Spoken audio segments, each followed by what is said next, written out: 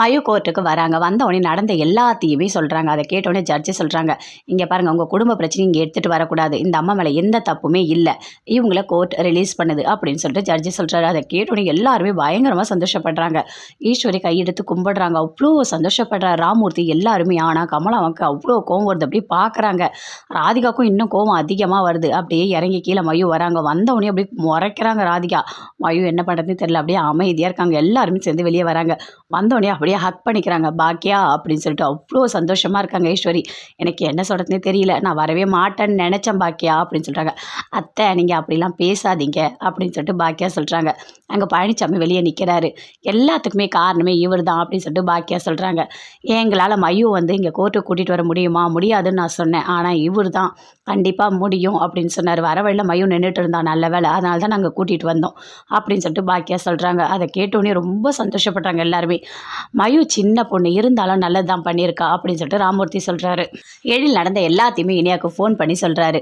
இனியா வீட்டில் இருக்க எல்லாருக்கிட்டையுமே சொல்கிறாங்க. ரொம்ப சந்தோஷமாக சொல்கிறாங்க. ஜெனிக்கிட்ட, அமிர்தா கிட்ட எல்லாருக்கிட்டையுமே பாட்டியை ரிலீஸ் பண்ணிட்டாங்களாம். பாட்டி வீட்டுக்கு வர போகிறாங்க அப்படின்னு சொல்லிட்டு.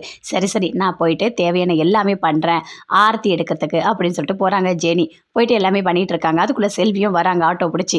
அக்கா எல்லாருமே பொறுமையாக தான் வராங்க. நான் முன்னாடியே வந்துட்டேன். சரி உங்களுக்கு ஆரத்தி ரெடி பண்ணோம் அப்படின்னு சொல்கிறாங்க. அதுவா, நான் ரெடி பண்ணிட்டேன், இந்தாங்க அப்படின்னு சொல்லிட்டு ஜெனி தராங்க. என்னது இது? கற்பூரம், இது போதும்ல?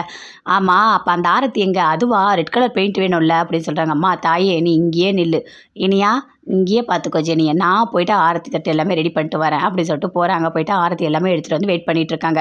எல்லாருமே சேர்ந்து கோர்ட்லேருந்து வராங்க. வந்தவுடனே வீட்டு வாசலே அவ்வளோ சந்தோஷப்படுறாங்க. இருங்க ஆரத்தி எடுக்கிறேன்னு சொல்லிட்டு ஆரத்தி எடுத்து உள்ளே கூட்டிகிட்டு போகிறாங்க.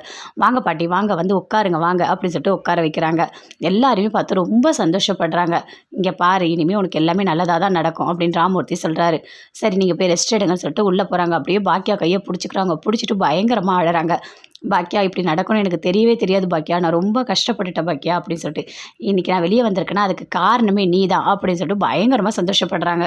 கோர்ட்டில் பாக்கியா போகிறாங்க. ராதிகா கிட்ட பேசலான்னு சொல்லிட்டு அப்படியே கிட்ட போகிறாங்க மயு கிட்ட. மயு அப்படி பின்னாடி தள்ளிட்டு, இங்கே பாருங்கள், நீங்கள் எதுக்காக மயுவை கோர்ட்டுக்கு கூட்டிகிட்டு வந்தீங்க, போங்க இங்கேருந்து அப்படின்னு சொல்லிட்டு ராதிகா கோவமாக கூட்டிகிட்டு போகிறாங்க. கூட்டிகிட்டு போய் காரில் ஏறுறாங்க.